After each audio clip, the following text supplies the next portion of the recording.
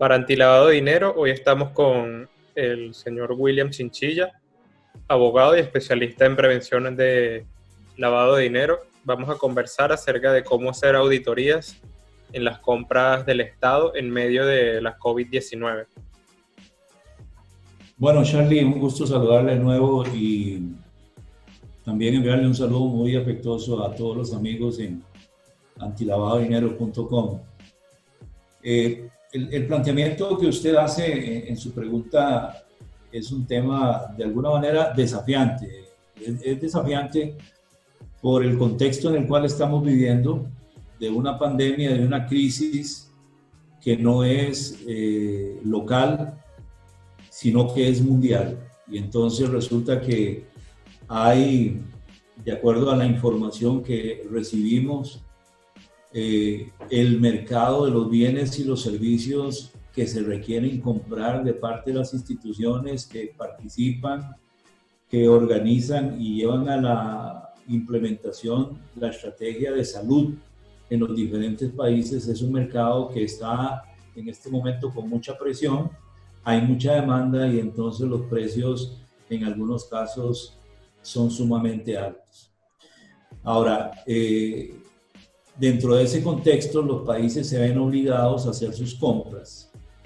En muchas ocasiones no tienen a dónde escoger, salvo con determinado tipo de productos o servicios que vale la pena ponerle atención. Pero el tema de la auditoría es que el asunto es la participación del Estado en medio de esta situación, comprando bienes y servicios para paliar la crisis, para tratar de que el virus el coronavirus o el COVID-19 no se extienda en sus países.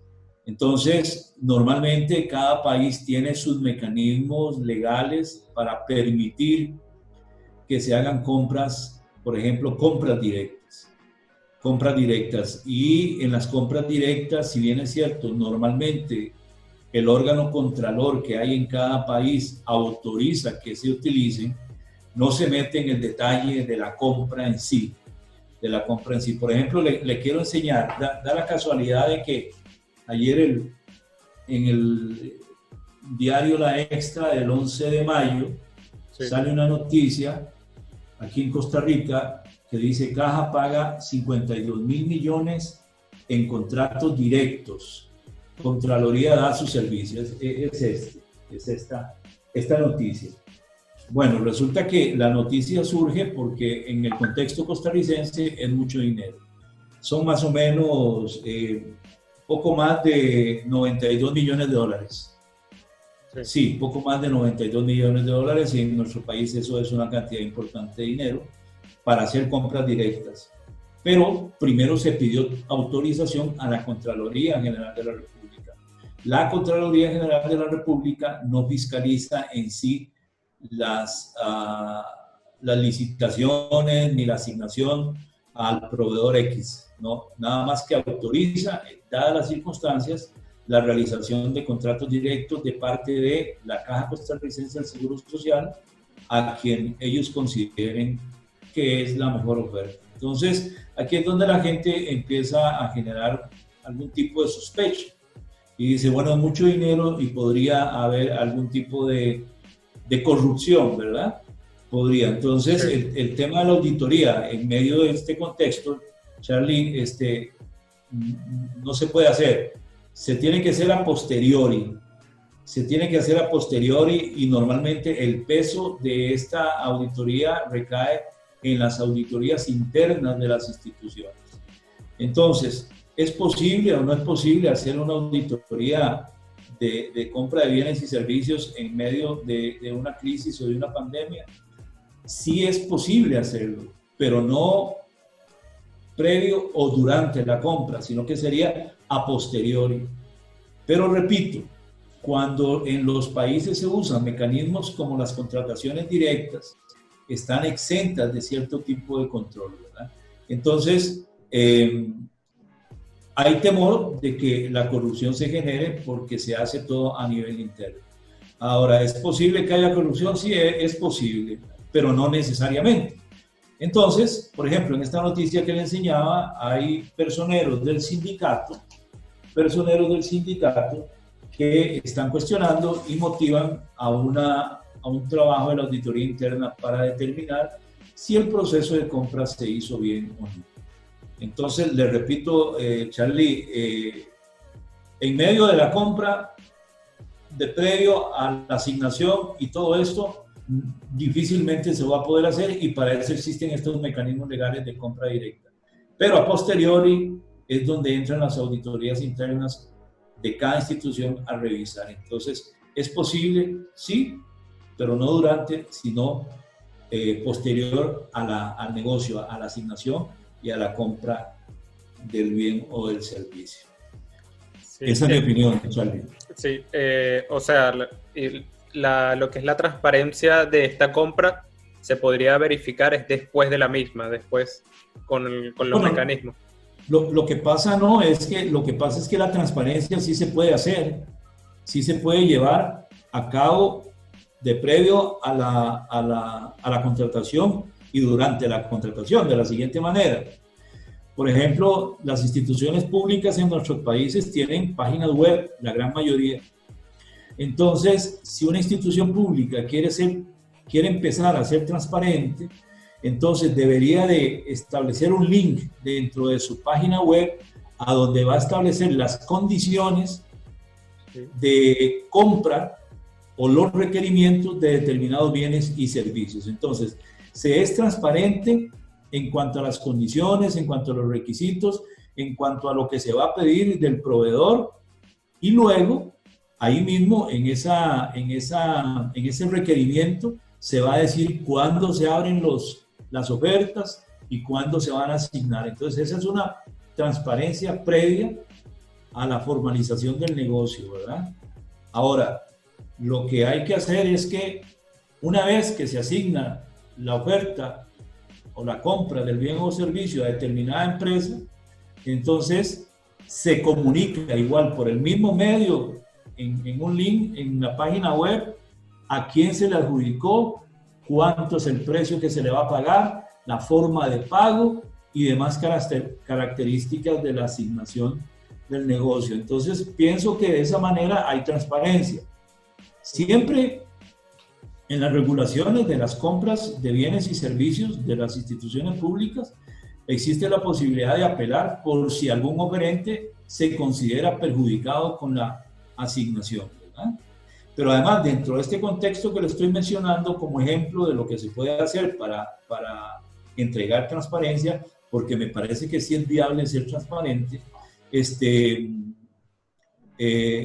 público, la ciudadanía, puede darle seguimiento a través de la página web de la institución. Pero claro, en esto, Charlie, tiene que haber voluntad institucional, es decir, que el gobierno, que el Estado tenga interés en ser transparente, y luego entonces que sea abierto en las condiciones del negocio y luego en la asignación de la propuesta.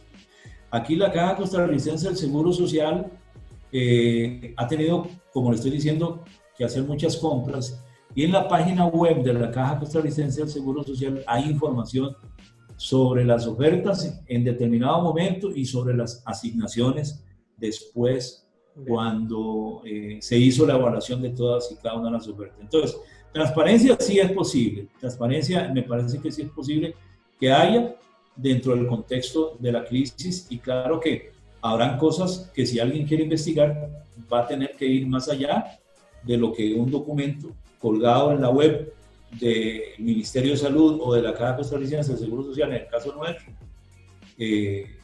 establece. Manteniéndonos en lo que es la cuarentena, lo de la COVID-19, ¿cómo en estos últimos 2 meses, por decirlo, en Costa Rica, cuáles han sido unos delitos financieros o delitos que han sucedido, o cómo los que cometen estos delitos, los delincuentes, han buscado maneras para seguir infringiendo la ley? Bueno, sí, la verdad que para los delincuentes no hay pandemia, ¿verdad? Los delincuentes, especialmente los cibernéticos, dan, ¿cómo se llama? aprovechan ese dicho que se repite mucho en Latinoamérica, de que río revuelto, ganancia pescadores, ¿verdad? Entonces, aquí algunos medios de comunicación han informado de algunos intentos, ¿verdad?, Sí. de estafas por medio de, digamos, beneficios que el gobierno ha querido dar, que el Estado ha querido dar a las personas que se han visto perjudicadas en la pandemia. Entonces, personas que han sido despedidas, personas cuyos ingresos bajaron.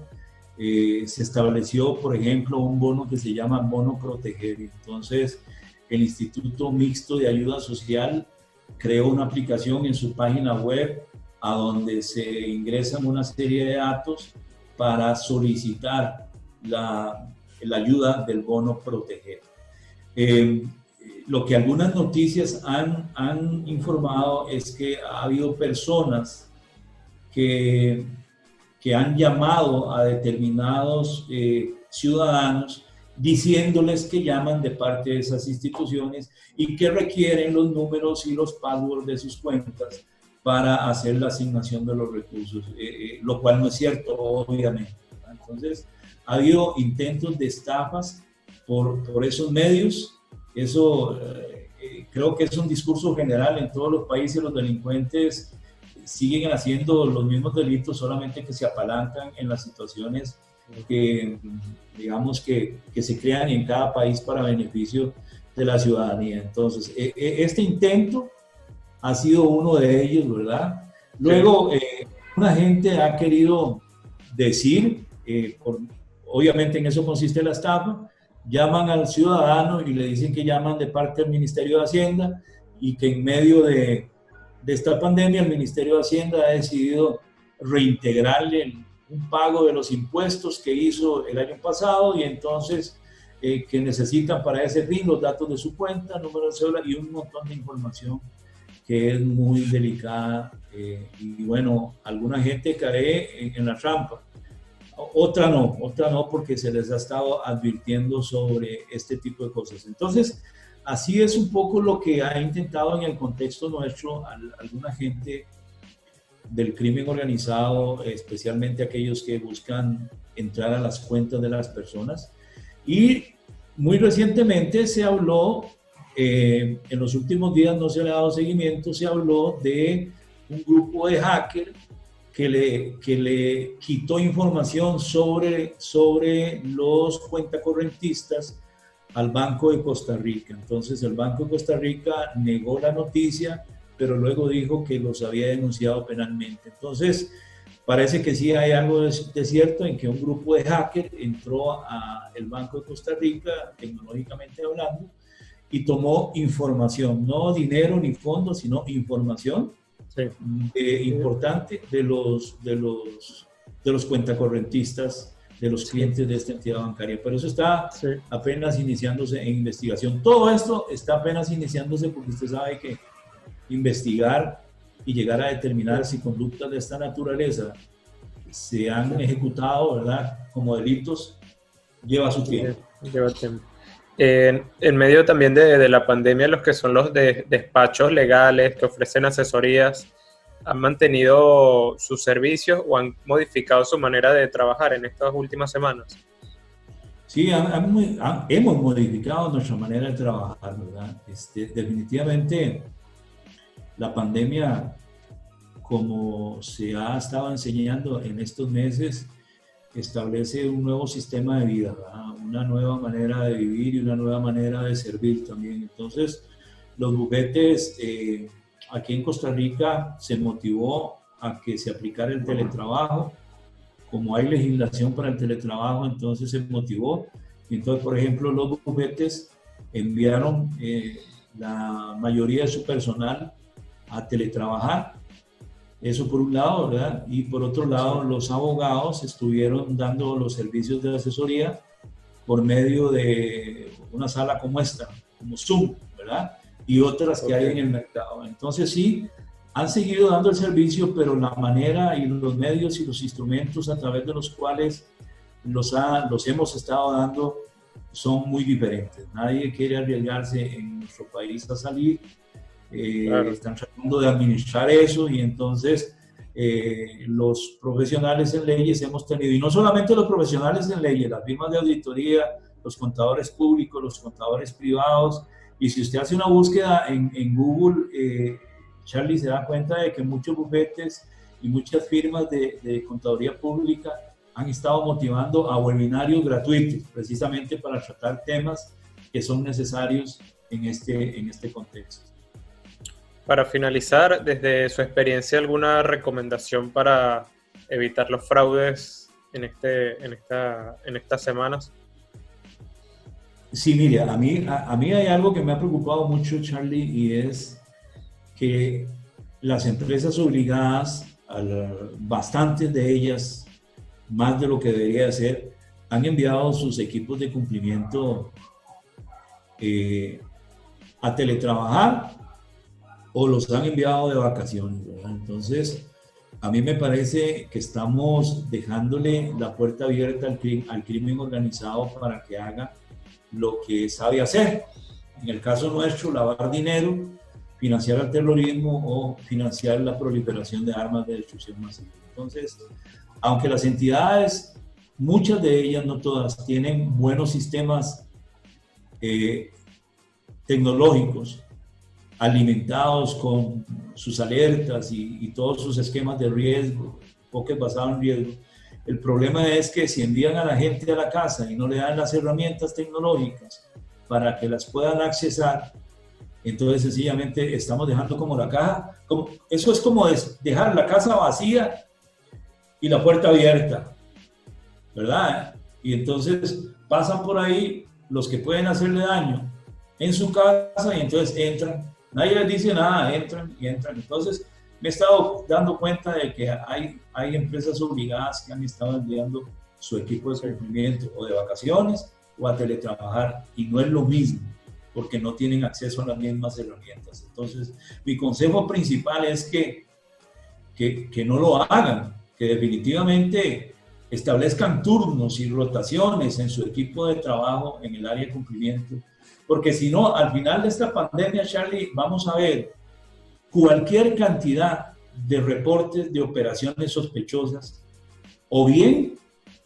no comunicación de operaciones sospechosas, pero sí, después nos vamos a dar cuenta de procesos de lavado de dinero verdaderamente relevantes. Entonces, creo que no estamos encontrando el equilibrio en lo que es aplicar el sistema preventivo en medio de una pandemia, y entonces estamos peligrando de que nuestras instituciones y nuestros países sean usados alegremente por el crimen organizado para lavar dinero.